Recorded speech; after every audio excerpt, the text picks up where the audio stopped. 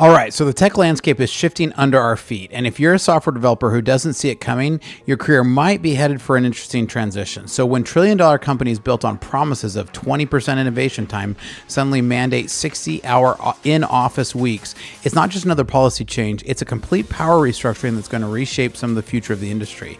Now, I've watched technology for over 25 years, and it's been a while since I've seen a transformation this rapid, not really since the dot-com bubble burst. So the rules that made Silicon Valley different are being tossed out, and developers need to understand what's coming. So the combination of AI advancements, massive cash burn, and economic pressure is creating a perfect storm that's fundamentally changing what it means to be a software developer in 2025. So let's dive in and take a look about this.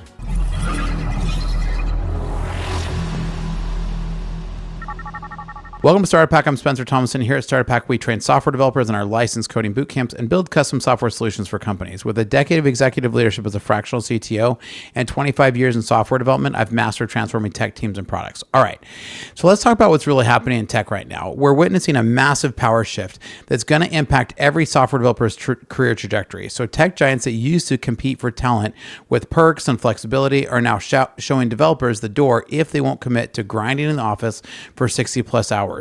So the era of developer-friendly policies wasn't built on genuine care. It was a strategic necessity during talent shortages that have now been abandoned as the power balance shifts. So as a developer who's navigated multiple tech cycles over 25 years, I can tell you this isn't just another pendulum swing. There's some restructuring that's going on in the industry right now. And what we're feeling is a lot of people playing survival, right? So Google, who was famous for a 20% innovation time before, back in the early days, and some of those innovations gave us Gmail, Google Maps. Well, all of that is officially dead. Now it's replaced by strict in-office attendance policies, and now they're really trying to push workers to work 60 plus hours a week if they want to be considered as a good employee. So the tech giants built trillion-dollar empires by attracting the best developers with promises of autonomy and creativity, only to pull the rug out once the market position is secured. So we saw during COVID, we saw a ramp up. People couldn't get enough developers. We saw a bunch of free money come in. And now, as interest rates are high and money is expensive and the economy looks shaky over some of the changes over the coming years, we're seeing a lot of this start to get reevaluated, right? So with so many layoffs over the last years, it's making developers want to sit tight in their jobs, and companies know this so they can play a little hard to get, right? So software developers who join these companies hoping to change the world are now essentially high-paid factory workers cranking out features on a management's timeline. So the psychological contract between tech companies and developers is being totally different, like it's shifting here, right? With companies no longer pretending that developers are special or different from other employees. So, I've watched this over the last 20 plus years. Developers are prima donnas. We like to be spoiled, right? This is definitely not something where we're used to being treated as the rank and file employee. But I saw a similar shift after the 2000 with the dot-com crash, right? But this is a little different because now we've got 20 years of experience of software developers who are used to being spoiled. So the developer job market is split into two distinct tiers. AI specialists commanding astronomical salaries. I was reading a report the other day that says some of the people, if you're building LLMs, you can demand $1 million a year salary. And then there's everyone else who's been facing increasingly commoditized compensation and reduced job security. Companies that can't compete financially for top AI talent are finding their best people poached, creating talent vacuums that affect project timelines and team morale. So I'm seeing mid-career developers who spent years mastering skills that were highly valued suddenly scrambling to reinvent themselves as some of this is shifting, right?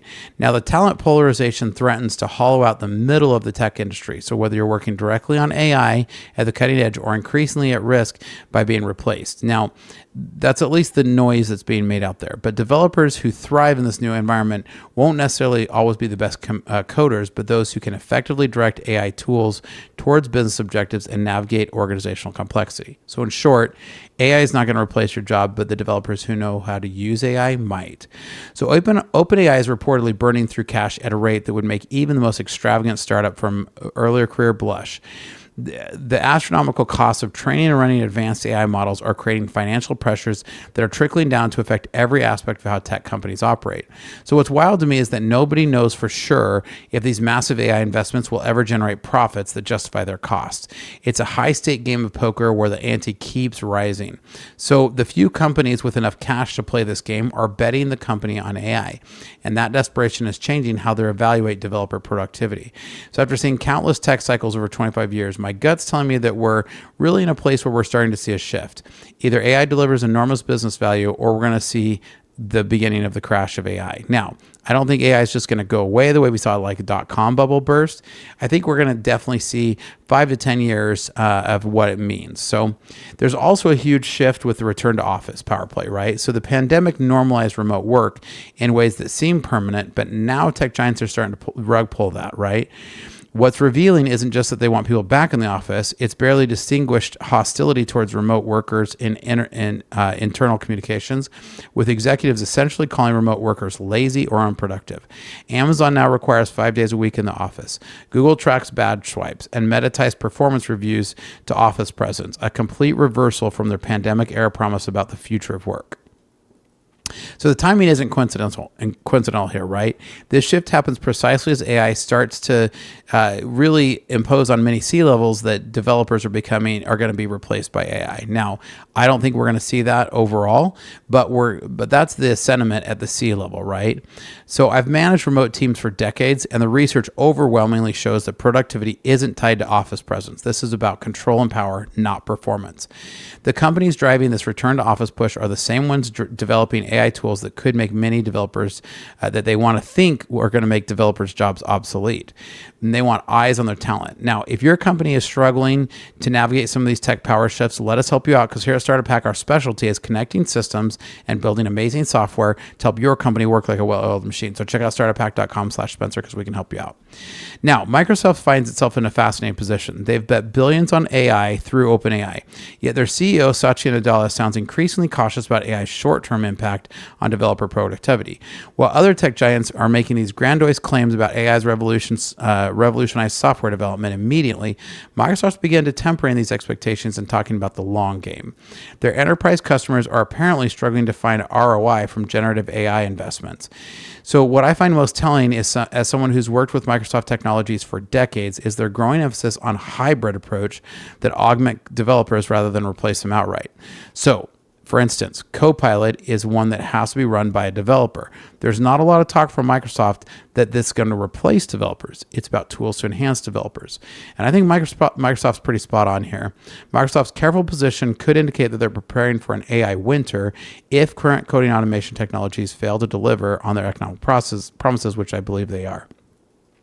So the tech industry is experiencing a dramatic narrowing of its innovation funnel as funding, talent, and attention increasingly concentrate around AI at the expense of other potentially transformative technologies.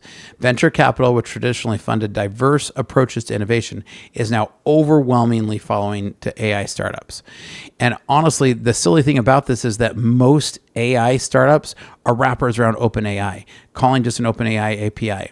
The narrowing innovation focus means that software developers, especially in non-AI fields, may find themselves with fewer career opportunities, and yet this is actually where some of those businesses are going to start thriving.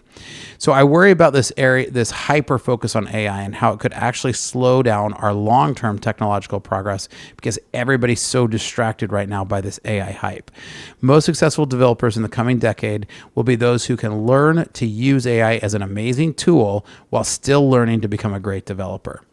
So let me be clear. I'm a capitalist through and through, and tech companies are paying premium salaries, absolutely have the right to demand terms for their employees. So if Google wants to mandate 60 hours a week in office presence, that's their prerogative. But for developers, also, we have the right to be able to vote with our feet, and the new terms don't match our views, right? So the real conversation developers need to have isn't about whether these changes are fair. It's about understanding the new power dynamics and making career decisions with eyes that are wide open, right? What's fascinating about the current situation is that we're seeing seeing the mask come off. Tech companies are openly admitting that their developer-friendly policies were always more about necessity than about value. So after navigating multiple economic cycles, I've learned that the key to career longevity isn't fighting market realities, but understanding them and positioning yourself advantageous with them. So my advice to developers is don't complain about these, but you've got to understand it so you can position yourself. So if you want to, buckle down and work 60 hours a week with Google and make that play, go for it. Like, do it for a time. So as AI increasingly commoditizes basic coding tasks, developers who will command premium salaries are those who deeply understand business domains and can translate complex requirements into technical solutions. So I'm already seeing a widening compensation gap between technically proficient developers who lack business context and those who can speak both languages fluently. The days of commanding high salaries simply for knowing a popular programming language are over. Your value will increase from understanding what to build, not just how to build it.